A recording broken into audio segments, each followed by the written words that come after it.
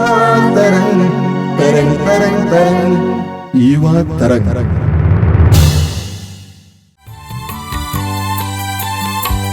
मेरे जीवन का मकसद तू है, मेरे जीने का कारण तू है। मेरे जीवन का मकसद तू है, मेरे जीने का कारण तू है। मैं जीऊँ या मरूँ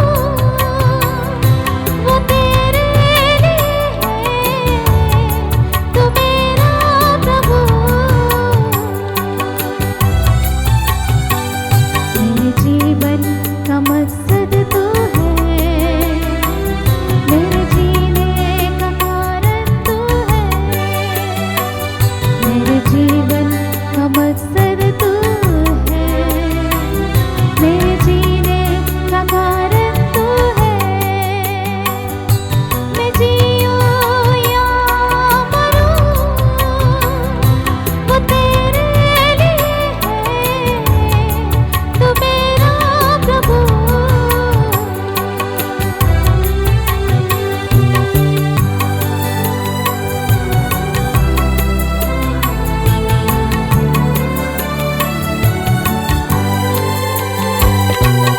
पिछला सब भूल कर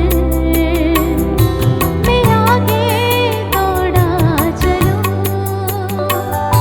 जो मेरे लिए धन था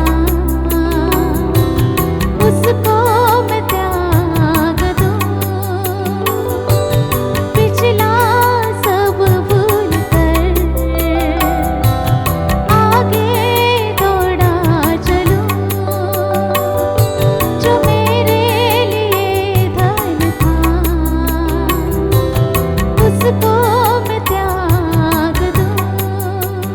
कि मैं पाऊं उससे पुरस्कार, दौड़ा मैं जाऊं। कि मैं पाऊं उससे पुरस्कार, दौड़ा मैं जाऊं। मैं जीऊँ या मरूँ वो तेरे लिए है, तू मेरा प्रभु। मेरे जीवन का मकसद तू है, मेरे जीने का कारण तू है। मेरे जीवन का मकसद तू है, मेरे जीने का कारण तू है। मेरे प्रिय युवा भाई बहनों, मैं आप सभी का स्वागत करता हूं फिर एक बार इस कार्यक्रम में, और आपसे प्रार्थना करूंगा कि इस कार्यक्रम से जुड़े रहना और प्रभु की आशीष प्राप्त करते रहना। हमारे जीवन में जब विभिन्न प्रकार की बाधाएं आती हैं तो कौन टूटता नहीं है? सभी टूटते हैं, विश्वास खो देते हैं, परेशान होते हैं, रुक जाते हैं, और विशेष करके आप तीव्र गति में आगे बढ़ते हैं। जब तीव्र गति में आगे बढ़ रहे हैं, वह किसी भी क्षेत्र में क्यों ना हो, और आपको बाधा का सामना करना पड़ता है, तो हो सकता है कि आप बहुत जल्दी टूट जाएं, निराश हो जाएं, उदास हो जाएं। ऐसा नहीं करना चाहिए। एक विश्वासी बाधाओं को पार करके आगे निकल जाता है। हमें अपने विश्वास को गंवाना नहीं चाहिए, रुकना नहीं चाहिए, आगे बढ़ना चाहिए। आज आप वचन सुनेंगे हमारी बहन फाल्गुनी से। आप बार बार उनसे सुनते आए हैं। फाल्गुनी से वचन सुनिए और प्रभु की आशीष पाइए। प्रभु के सभी प्रिय भक्तजनों को जय यीशु। परमवीर चक्र के बारे में तो हम सबों ने सुना ही होगा। भारत सरकार ये सर्वोच्च सैनिक सम्मान उन सैनिकों को प्रदान करती है जिन्होंने रण के मैदान में, रणभूमि में उन्होंने असाधारण वीरता, शूरता, धैर्य, बलिदान प्रदर्शित किया। और एक व्यक्ति जिनका नाम उभर कर आता है वो है सूबेदार मेजर योगेंद्र सिंह यादव, जिनको केवल 19 साल की उम्र में ये अवार्ड प्राप्त हुआ। आखिर उन्होंने किया क्या? बतलाया जाता है जब कारगिल का युद्ध हुआ, उस कारगिल के जंग में वहाँ दुश्मनों की सेना का सामना करते हुए उन्होंने अपने शरीर में 15 गोलियां खाई और वाकई में इतना डटकर उन्होंने सामना किया, वीरों की तरह वो वहाँ पर लड़े। और इसलिए आज तक बीते 20 सालों से गणतंत्र दिवस के दिन उनका सम्मान किया जाता है। आज तक अभी तक भारत में केवल 21 लोगों को ये अवार्ड दिया गया है और उन्होंने जो उनका जो कार्य, उनका कौशल, उनकी वीरता, इसलिए उनको सराहा गया है। अगर भारत सरकार उनको इस पद से विभूषित करती है तो क्या हमारे परमेश्वर अपने उन भक्तों का जिन्होंने भी ऐसा धैर्य प्रदर्शित किया है, those who have displayed such courage, that boldness, क्या प्रभु उनका सम्मान नहीं करेगा? ज़रूर करेगा। बल्कि बाइबल इसके बारे में स्पष्ट रूप से बतलाता है। अगर पुराना विधान अगर आप पढ़ेंगे तो गणना ग्रंथ में जहाँ पर मूसा प्रभु की प्रजा को प्रतिज्ञा देश की ओर उनका नेतृत्व करते हुए उनको लेकर जा रहे हैं, तो कनान देश की टोह लगाने मूसा ने 12 वंशों में से एक एक प्रतिष्ठित व्यक्ति को चुना और उनको वहाँ भेजा गया।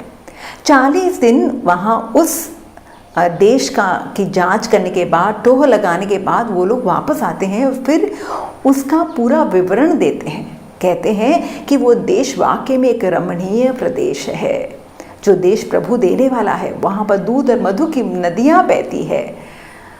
इतना सुंदर है वो प्रदेश जो परमेश्वर ने अपनी प्रजा के लिए उन्होंने तय किया है और प्रतिज्ञा दी है कि उनको देने वाले हैं। पर साथ ही साथ इस विवरण में उन्होंने ये भी बतलाया, उसमें 12 में से 10 लोगों ने उनका ये कहना था कि वहाँ के जो लोग हैं, वहाँ के जो निवासी हैं, वो भीमकाय उनकी काया है, वो अनाक वंश के देश निवासी है और उनका सामना करने के लिए हम लोग काबिल नहीं हैं।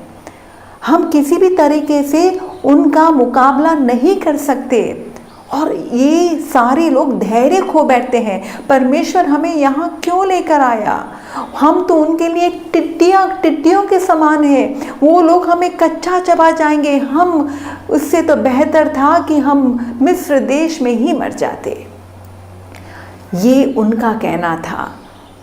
पर इससे विपरीत 2 लोग, 12 में से 10 का ये विवरण था, तो 2 लोगों का ये हम गणना ग्रंथ अध्याय 13 और 14 में इसका वृत्तांत पढ़ते हैं और लिखा है कि वहाँ पर योशुआ और जो नून के पुत्र थे और यूफन्ना के जो पुत्र थे कालेब, इनका कहना क्या था? वो कह रहे थे हम ज़रूर उस देश में जाकर वहाँ पर निवास करेंगे, परमेश्वर हमारे साथ है, हम उनका मुकाबला कर सकते हैं क्योंकि प्रभु हमें सामर्थ्य देगा और हम ज़रूर उस देश में हम उस पर राज्य करेंगे। हालेलुया।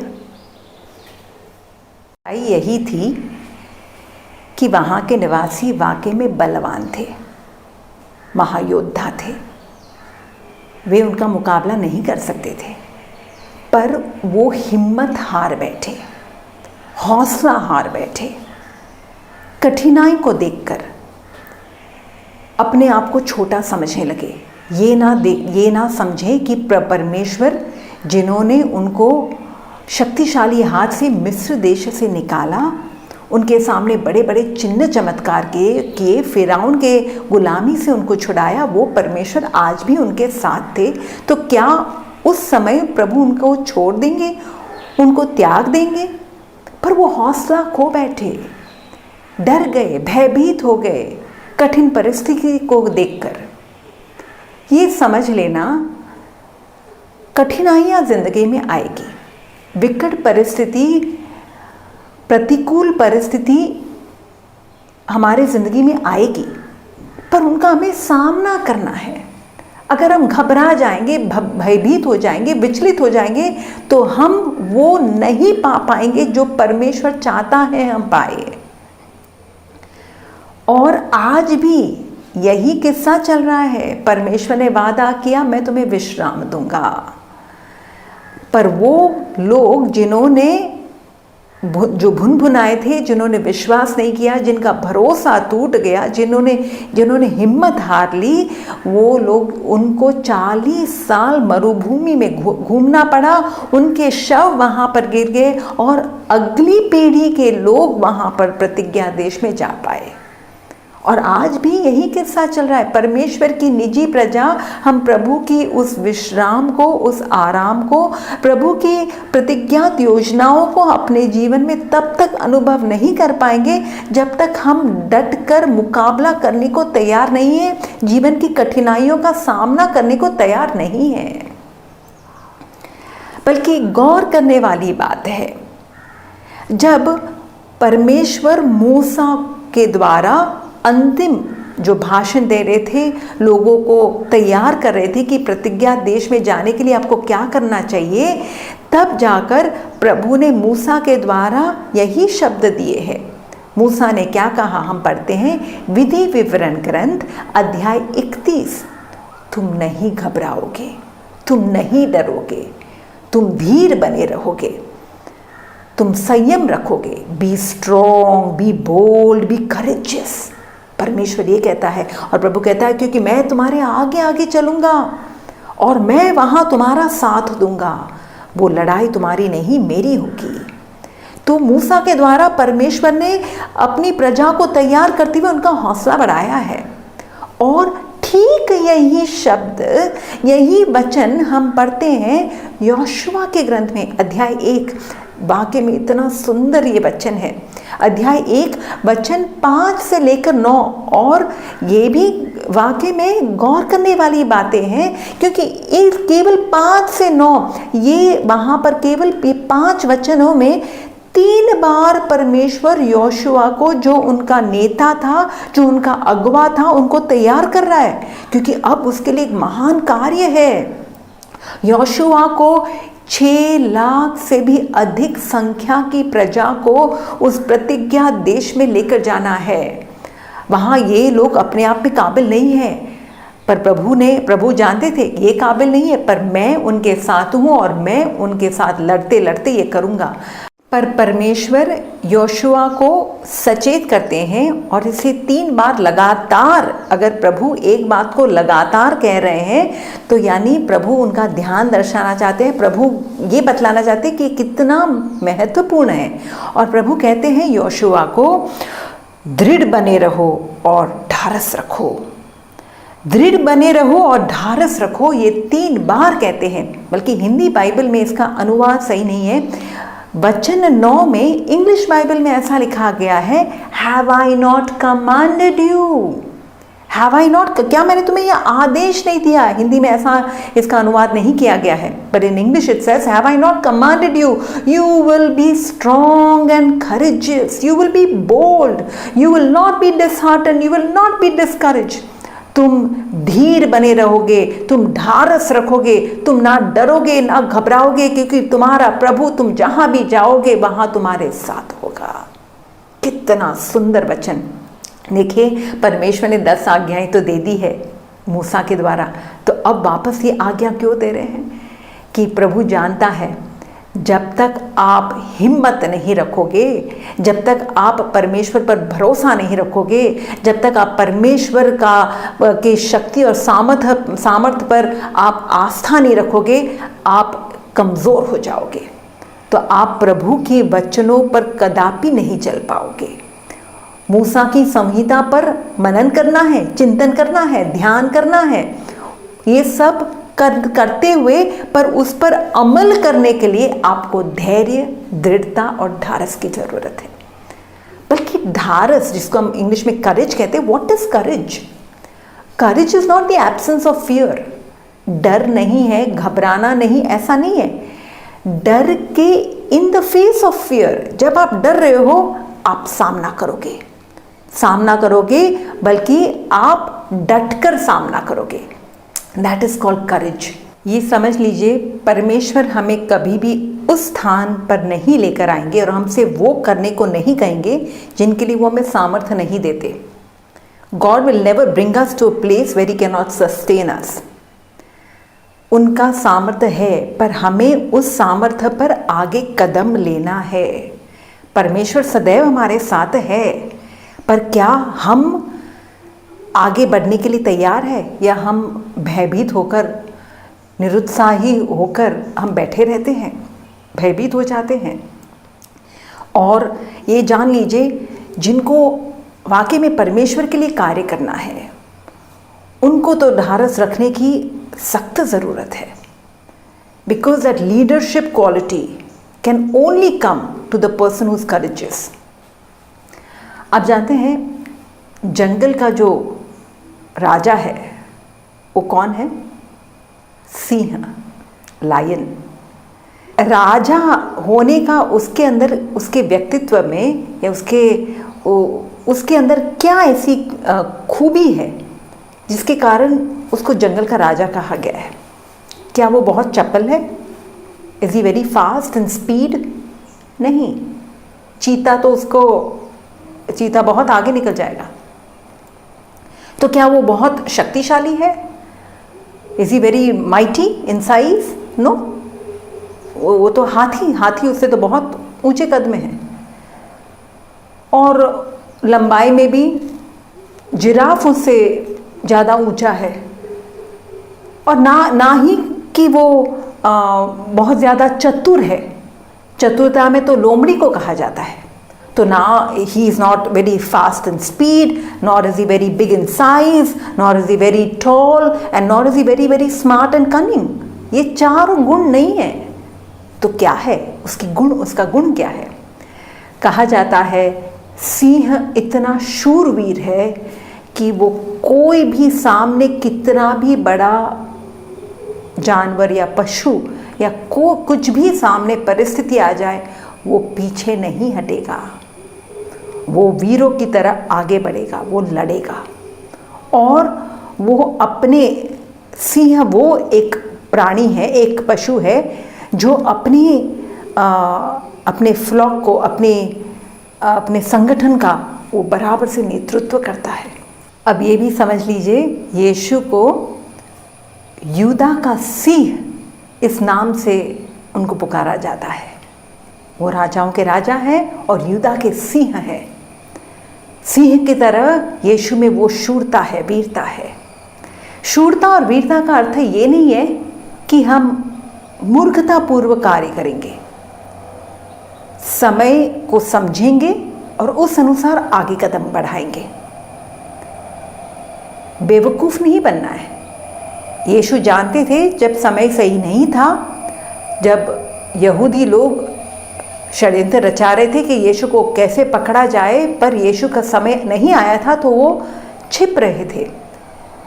वो बाहर प्रकट रूप से बाहर नहीं आ रहे थे। पर जब समय आ गया, गत्समनी वाटिका में जब हम यूहन्ना के सुसमाचार अध्याय 18 और 19 में हम पढ़ते हैं, वहाँ पर मंदिर के प्यादे उनको पकड़ने आते हैं। यीशु खुद आकर चलकर कहते हैं, तुम किसको ढूंढ रहे हो? वो अपने आप को खुद जैसे उनके हवाले कर रहे हैं, क्योंकि उनको पता है कि मेरा समय आ गया। आज की पीढ़ी की एक बहुत बड़ी ये विडंबना है कि वो छोटी छोटी बातों में विचलित हो जाते। उनका मन का जो संयम है या मन की जो शक्ति है, आंतरिक जो उनका सामर्थ्य है, वो घबरा जाते हैं। छोटी छोटी बातें उनको विचलित कर जाती है। नौकरी नहीं मिली बहुत समय से, अब ये भी समझ लेना है, ये हमें जो ढारस रखना है वो अनेक जीवन के अनेक पहलुओं में रखने की ज़रूरत पड़ेगी। जैसे कि हम प्रार्थना कर रहे हैं, बहुत लंबे समय तक प्रार्थना कर रहे हैं, और प्रार्थना हमारी जैसे हमको लग रहा है कि उसकी सुनवाई नहीं हो रही है, प्रभु हस्तक्षेप नहीं कर रहा है। और ऐसा लगने पर क्या हम हिम्मत हार बैठते हैं? और इसलिए तो प्रभु ने कहा निरंतर प्रार्थना करते रहो, तुम धीर बने रहो, घबराना मत, धैर्य मत खो बैठना। लूकस के सुसमाचार अध्याय 18 में वो विधवा का किस्सा लेकर प्रभु बताते कि हिम्मत कहाँ जुटाने की ज़रूरत है, हमें कहाँ पर सबूरी रखने की ज़रूरत है जब हम प्रार्थना करते हैं। आजकल के बच्चे बहुत आसानी से गिव अप कर लेते हैं, कुछ नहीं हो रहा है उनके अनुसार और अपने समय के अनुसार बस छोड़ देते हैं। वो डटकर आगे नहीं निकलते, संयम रखकर बस ढारस रखते हुए आगे नहीं निकलते। नौकरी के लिए बहुत बार अर्जी की, नौकरी नहीं लगने पर मेरा भाग्य फूटा है, मैं बदनसीब हूँ, ये कहने लगते हैं। और ज़िंदगी से जैसे अपने सपनों को साकार करने में उनके अंदर वो जोश या उत्साह नहीं होता। आज अनेक बच्चों को स्कूल में या तो कॉलेज में मार्क्स कम मिलने पर एक कहाँ पर आप कहीं हार गए या आपकी इच्छा के अनुसार नहीं हुआ, इसका मतलब है कि आप जीवन से हाथ धो बैठोगे। छोटी छोटी बातें इतनी मन को विचलित कर रही है कि लोग जिंदगी का सही मर्म नहीं समझ पा रहे। आज डिप्रेशन के जो केसेस बढ़ रहे हैं, कारण क्या है? मानसिक तौर से लोग कमज़ोर पड़ रहे हैं, उनके अंदर वो दुर्बल हो रहे हैं, निरुत्साहित हो रहे हैं, हताश हो रहे हैं, उदास हो रहे हैं। बल्कि 3 या 4 साल पहले WHO ने ये बतलाया था कि out of every 4 people 1 person is a depressed case. इसका मतलब निकला कि हर एक परिवार में एक व्यक्ति तो डिप्रेशन का रोगी है। ये तो 3-4 साल पहले की बात है और कह रहे थे कि 2020 में तो depression will be the second killer. बल्कि इस कोरोना के समय में, ये महामारी के समय डिप्रेशन के केसेस तो बहुत गुना अधिक बढ़ रहे हैं। इस महामारी की बीमारी से भी बढ़कर डिप्रेशन में लोग जीते जी मर रहे हैं। कारण क्या है? हिम्मत खो रहे हैं। अब हमें समझना है, परमेश्वर हमारे जीवन में जब कठिनाइयाँ आने देता है, विकट परिस्थिति, मुसीबतें, तकलीफ़ें, ऑब्स्टिकल्स, तो क्या इसलिए कि हम हिम्मत खो बैठे? नहीं, परमेश्वर चाहता है आप और शक्तिशाली बनो, आप सामर्थ्य जुटा पाओ। जब भी आप कसरत करते हो तो जब आपके सामने कुछ ऑब्स्ट्रक्शन आता है, रेजिस्टेंस आता है, तो आपके मसल्स और डेवलप होंगे। तो प्रभु चाहता है कि हम और शक्तिशाली बने। मेरी माँ बचपन से हम बच्चों को एक कहावत सुनाती है। जब कोई भी कठिनाई आती है तो मम्मी कहती है, हिम्मत मर्दा तो मदद खुदा। तुम हिम्मत बनाए रखोगी बेटी तो परमेश्वर तुम्हारी मदद करेगा। तो जीवन के हर कदम में हमें इस हिम्मत की ज़रूरत है। सही कदम उठाने के लिए भी, सत्य के मार्ग पर चलने के लिए भी हमें हिम्मत की ज़रूरत है। सत्य का मार्ग कठिनाई का मार्ग है, संकरा मार्ग है, सब लोग उस पर नहीं चल पाते और इसे आसानी से वो चौड़े मार्ग पर चले जाते हैं। वो अपने सिद्धांतों के साथ समझौता करते हैं।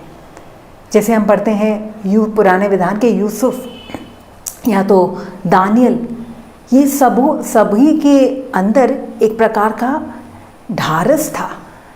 प्रभु के वचनों पर चलने के लिए उन्होंने हिम्मत जुटाई है।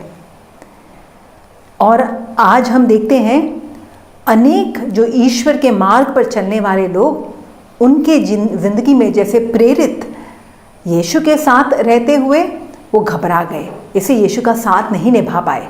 पर जब पवित्र आत्मा उनके ऊपर उतर आए, तब यही शिष्य बहुत ही निडर होकर, साहसी होकर वो यीशु का नाम फैलाने लगे और यीशु के लिए मरने के लिए तैयार हो गए। आदि कलीसिया में जो हम शहीदों के बारे में सुनते हैं, उनके अंदर यही तो एक सबसे बड़ी खूबी थी। They were courageous to face death for Jesus. तो प्रभु वो जो पवित्र आत्मा शिष्यों पर उतरे, आज वही पवित्र आत्मा हमको मिला है बपतिस्मा के समय। और इसे संत यूहन्ना कहते हैं, ही दैट इज इन यू, वो जो आपके अंदर है वो बाहर से अधिक शक्तिशाली है। आपको उस निवासित पवित्र आत्मा की शक्ति को जानना है और विश्वास करना है कि हाँ वो मेरे साथ है और वो मुझे बल प्रदान करता है, मेरी कमजोरी में मुझे बल देगा, पर मुझे आगे बढ़ना है, मुझे विचलित नहीं होना, निरुत्साहित नहीं होना। तो ये अहम बात है हमारे जीवन के लिए। संत तिमोथी के नाम पत्र में संत पौलुस ने कहा कि प्रभु ने हमें भीरुता की आत्मा नहीं दी है, बल्कि प्रभु ने हमें सामर्थ्य, प्रेम और आत्म संयम की आत्मा दी है। वो दी है, पर उस पर हमें अमल करना है। तो you have to tell yourself रोज, मैं शक्तिशाली व्यक्ति हूँ, I am powerful, let the weak say I am strong. जो कमज़ोर है वो कहे मैं शक्तिशाली हूँ। इससे मुझे मेरे अंदर ढारस है, मेरा प्रभु कह रहा है कि वो मेरे साथ है और मैं कमज़ोर नहीं हूँ, बल्कि मैं प्रभु में शक्तिशाली हूँ। तो मैं हर जंग का सामना कर सकता हूँ, मेरे जीवन की हर कठिनाइयों पर मैं उसका मुकाबला करते हुए उस पर विजयी हो सकता हूँ। यही तो हमारा भरोसा है, यही हमारा विश्वास है।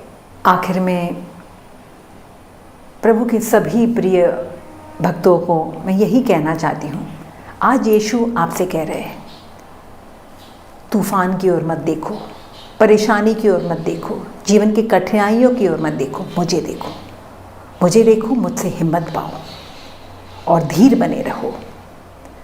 पवित्र आत्मा से आप प्रार्थना करें। पवित्र आत्मा सामर्थ्य की आत्मा है, बल की आत्मा है, शक्ति की आत्मा है। वो आपको प्रोत्साहित करेगा। तो उनके प्रोत्साहन से आप आगे बढ़िए। दाऊद की तरह हम गोलायत पर अपनी नज़र नहीं बनाएंगे, हम उस पर नज़र बनाएंगे जो योद्धाओं का योद्धा है, हमारे प्रभु पर। कितने भी महान योद्धा जो हमसे ज़्यादा शक्तिशाली क्यों ना हो, हमारे सामने जीवन में कोई बीमारी आए, जीवन में कोई कठिनाई आए, या तो हमारे जीवन की परिस्थितियाँ ऐसी हो, कुछ भी क्यों ना हो, हम जानते हैं हमारे ईश्वर को आकाश और पृथ्वी पर अधिकार दिया गया है और वो ईश्वर हमारे साथ है। तो हम जब उसका साथ लेकर आगे निकलेंगे तो ज़रूर कुछ भी हमारे विरुद्ध नहीं आ सकता। इसी तो संत पौलुस ने कहा रोमियो के पत्र में, कितनी सुंदर बात, कि जब मैंने जाना कि ईश्वर मेरे साथ है तो मैंने इसके बारे में फिक्र करना छोड़ दिया कि कौन मेरे खिलाफ है, कौन मेरे खिलाफ आ सकता है जब ईश्वर मेरे साथ है। इससे मैं नहीं डरूंगा। जैसे इब्रानियों के पत्र में लिखा है, let us be bold and confess, हम ये कहेंगे कि ईश्वर मेरे साथ है, वो मुझे कभी नहीं त्यागेगा और से मैं साहसी बना रहूँगा। आखिरकार में मैं ये भी कहना चाहती हूँ कि अनेक लोग जो हमारे साथ रहते हैं वो बहुत ही अंधकार में जी रहे हैं, निरुत्साहित है, हताश है। क्या हम उनका उत्साह बढ़ाने को तैयार हैं? ये जो ढारस रखना, ये एक ऐसा चेपी रोग है। अगर आप अंदर से धैर्य धीर बने रहोगे तो आप दूसरों का भी ढारस बना पाओगे। नहीं तो कोई हिम्मत हार जाएगा तो वो दूसरों को भी अपने झपेटे में ले लेता है। जैसे कि 10 लोगों ने जिन्होंने टोह लगाई, उसके कारण समस्त समुदाय, सारी प्रजा वहाँ पर विलाप करने लगी। आइए हम योशुआ और कालेब के समान बने, वीर बने, शूरवीर बने और प्रभु के लिए महान कार्य करने के लिए हम हिम्मत जुटाए, दूसरों को भी प्रोत्साहित करें और ये भरोसा दे कि ईश्वर जब हमारे साथ है कोई हमारे खिलाफ नहीं आ सकता। इसलिए इस गीत को गुनगुनाना बहुत अच्छा है। मैं तो अनेक बार गुनगुनाती हूँ और ढारस पाती हूँ। ये मत कहो खुदा से मेरी मुश्किलें बड़ी हैं, ये मत कहो खुदा से। मेरी मुश्किलें बड़ी हैं, ये मुश्किलों से कह दो मेरा खुदा बड़ा है। आती है आंधियाँ तो कर उनका खैर मकदम, तूफान से ही तो लड़ने खुदा ने तुझे गढ़ा है। ये मत कहो खुदा से मेरी मुश्किलें बड़ी हैं, ये मुश्किलों से कह दो मेरा खुदा बड़ा है, मेरा खुदा बड़ा है। जय यीशु। धन्यवाद फाल्गुनी बहन, गॉड ब्लेस यू। प्रभु आपको आशीष दें। आइए हम प्रार्थना करें। अपनी आंखें बंद कीजिए। धन्यवाद देते हैं प्रभु आज के सुंदर दिन के लिए, तेरे अनुग्रहों के लिए धन्यवाद देते हैं। जीवन के हर एक मोड़ पर हमें साथ देने के लिए धन्यवाद देते हैं प्रभु यीशु। तेरे उदाहरणों के लिए धन्यवाद देते हैं, तेरे पवित्र वचनों के लिए धन्यवाद देते हैं। आज इस समय मैं अपने छोटे भाई बहनों के लिए प्रार्थना करता हूं। उनके जीवन के मार्ग पर जब बाधाएं आ जाती हैं, कई प्रकार की बाधाओं का सामना करना पड़ता है, उन्हें टूटने नहीं देना प्रभु, उन्हें रुकने नहीं देना, उन्हें आगे बढ़ने देना। यीशु, तू क्रूस को लिए कई बार गिरा लेकिन वहीं पड़ा नहीं रहा, बल्कि चलता रहा, कलवारी पहाड़ तक चलता रहा। उसी तरह प्रभु यीशु मेरे इन छोटे भाई बहनों को अपने जीवन के मार्ग पर जो भी बाधाएं मिले, उन सारी बाधाओं को पार करके आगे निकलने के लिए कृपा देना। उनके दिल को टूटने नहीं देना, उनको निराश और उदास नहीं होने देना। अपना सिर झुकाइए। सर्वशक्तिमान परमेश्वर पिता और पुत्र और पवित्र आत्मा आप लोगों को आशीर्वाद प्रदान करें। आमीन। जय यीशु। मुझ पर हुई है कृपा, बेकार न जाने दूं, जिसने मुझे है चुना, उसकी ओर मैं बढ़ूं। मुझ पर हुई है कृपा, बेकार न जाने दूं, जिसने मुझे है चुना, उसकी ओर मैं बढ़ूं। देखूं तेरी सलीब पर कि जा मैं जाऊं, देखूं